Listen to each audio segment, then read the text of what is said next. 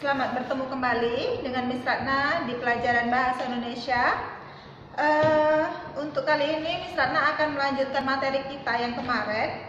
Masih di tema 1 ya anak-anak. Masih di tema 1 di pertemuan 2. Jadi kemarin kan Miss Ratna sudah bagikan kan fotokopian materinya. Di sana ada pertemuan 1 dan pertemuan 2. Nah, yang akan Miss bahas kali ini adalah pertemuan 2-nya. Pertemuan 1-nya sudah di video yang lalu.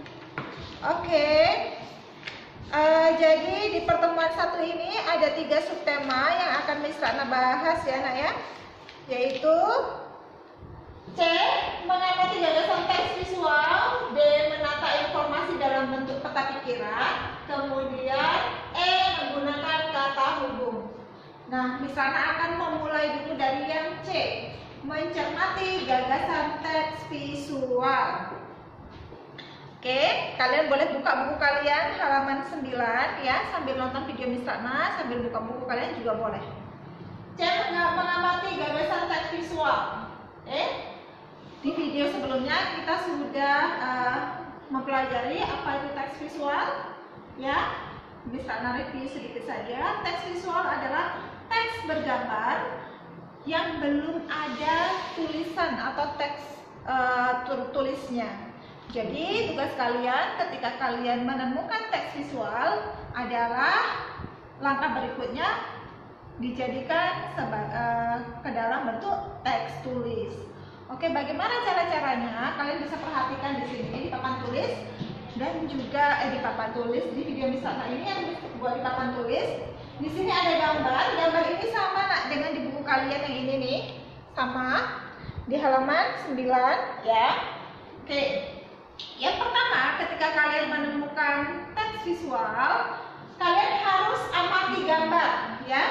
Yang pertama kalian lakukan adalah mengamati gambar. Kalian perhatikan betul-betul gambar yang ada di depan kalian itu gambar apa begitu.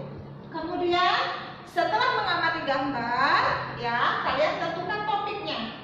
Ya, tentukan topik itu apa? Topik itu hal apa yang ingin kalian bicarakan sesuai dengan gambar tersebut.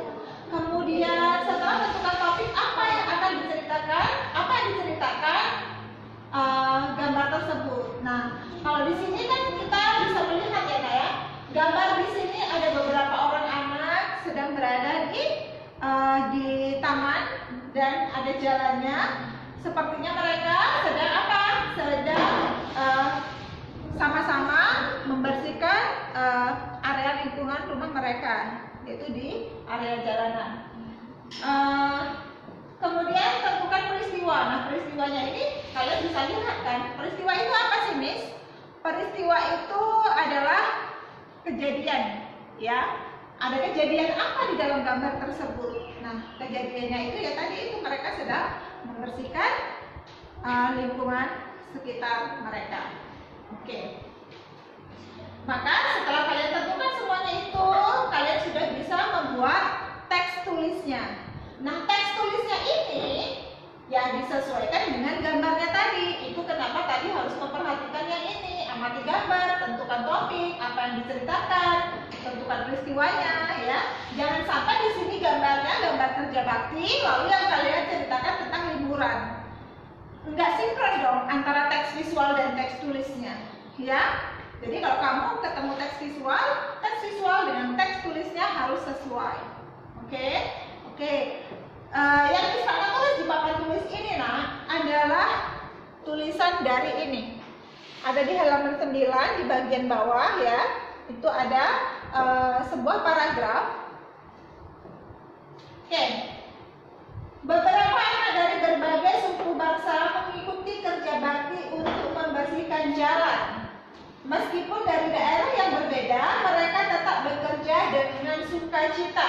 Perbedaan suku, agama, atau warna kulit tak jadi masalah bagi mereka. Mereka tetap saling membantu satu sama lain. Nah, teks ini sesuai nggak dengan gambar ini? Sesuai ya.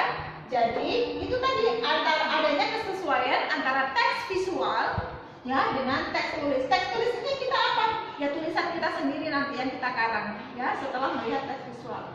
Oke, di penjelasan sebelumnya di video pertama, Miss Ratna juga sudah menjelaskan dan mengenalkan kepada kalian tentang jenis-jenis teks ya, jenis-jenis paragraf, sorry.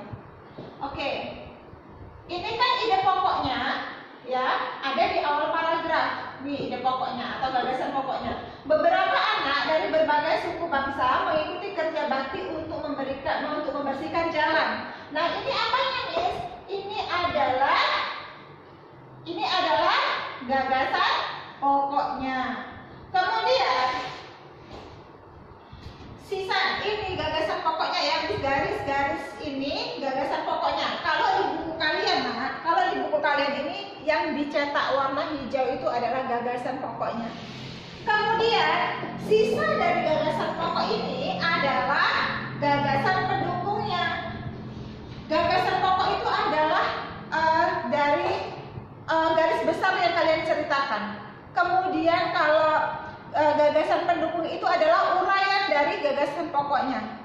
Dikembangkan itu, mengembangkan ceritanya itu di gagasan pendukungnya. Ya, Nak ya?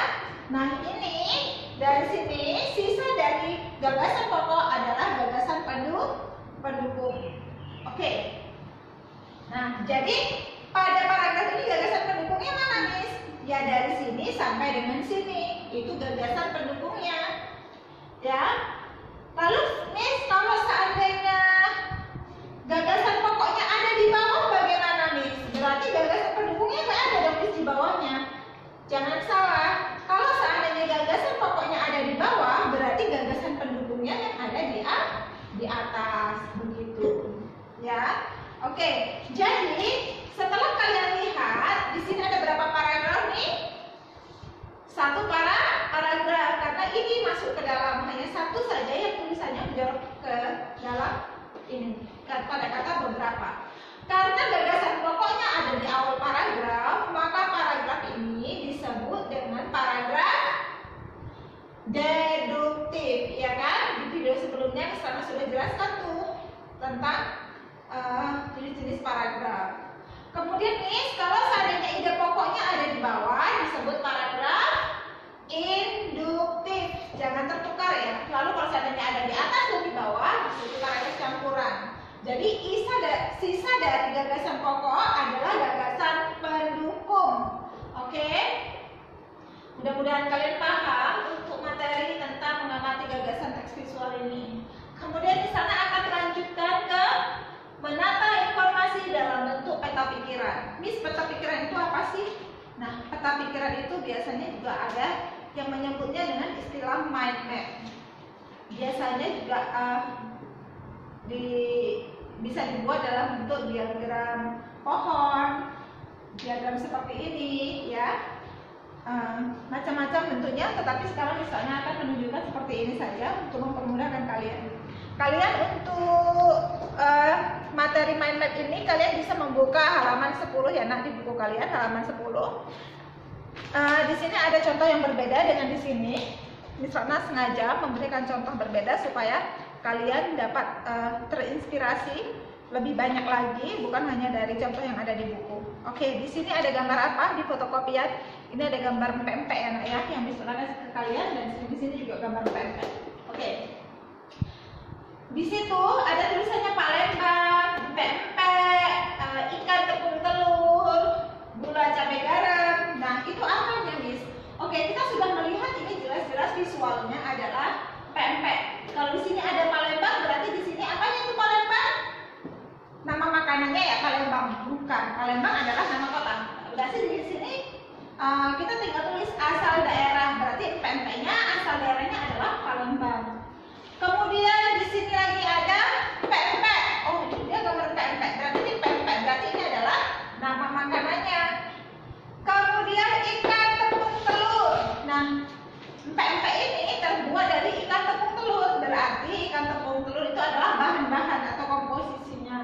Kemudian ada gula, cabai, garam, itu adalah bahan-bahan kuahnya. Jadi seperti ide pokok ya. Jadi kalau seandainya kalian sudah melihat seperti ini, kalian disuruh bercerita bagaimana? Gampang, contohnya seperti ini. Pempek adalah makanan khas kota Palembang, Sumatera Sumatera Selatan. Rasa pempek itu gurih karena terbuat dari apa tadi? Dari ikan, tepung, telur ya. Terus ada kuahnya yang bikin kita segar untuk makan, yaitu kuahnya dari gula, cabai, lalu garam ya. Begitulah menceritakan dari mindmap adalah bentuk cerita. Tetapi kalau yang ada di buku kalian beda lagi ya nak ya. Kalau yang ada di buku kalian ini adalah contoh dari pakaian adat. Nah di sini kalian bisa lihat nih garisnya. Ini pakaian adat kota Palembang ya.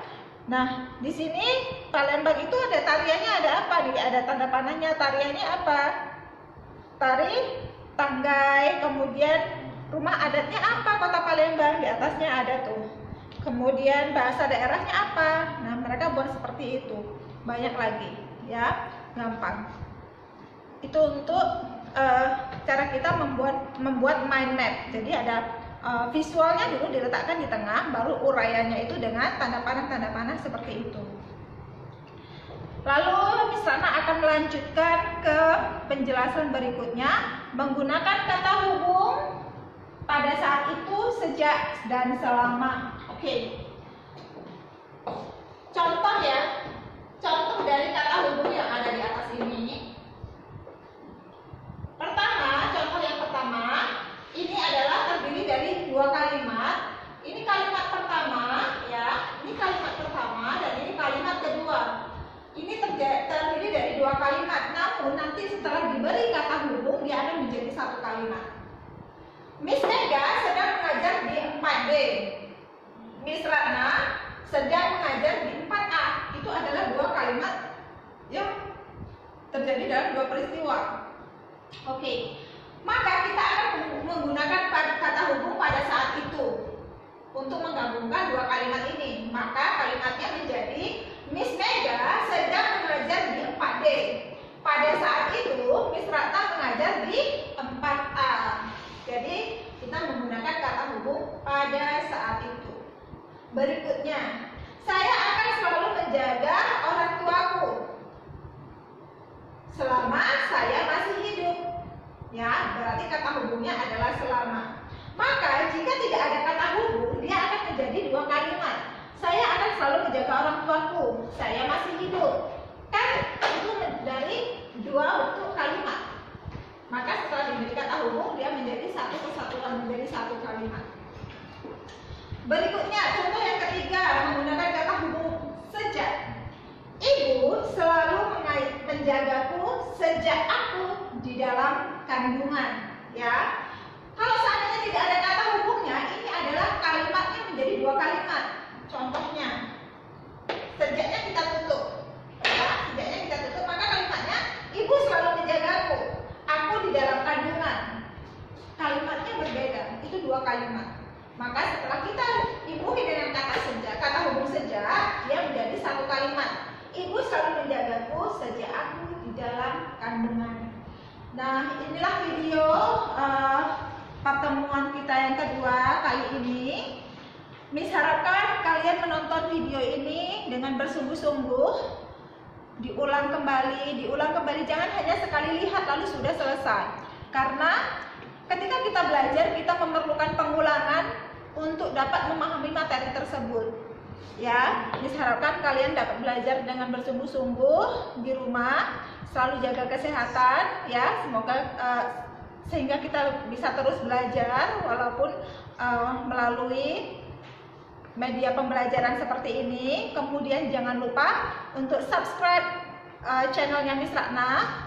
Bukan apa-apa, bukan tujuannya untuk yang lain, tetapi ketika kalian subscribe channelnya Miss Ratna ini, YouTube pembelajaran ini, kalian akan mendapatkan notifikasi ketika Miss Ratna mengupload video berikutnya. Ya, jadi seandainya Miss Ratna belum share ke home-home yang lain, tapi Miss Ratna udah upload di YouTube, ketika kalian subscribe, kalian akan mendapatkan notifikasi bahwa Miss Ratna sudah mengupload video tersebut. Jika kalian tidak paham dengan materi yang Miss Ratna jelaskan di sini, agar kiranya kalian dapat mencatat bagian mana yang kalian tidak pahami, sehingga nanti ketika kita melakukan Zoom, kalian bisa menanyakan kepada Miss Ratna secara langsung apa yang ingin kalian tanyakan. Oke, selamat belajar, tetap semangat. Bye bye.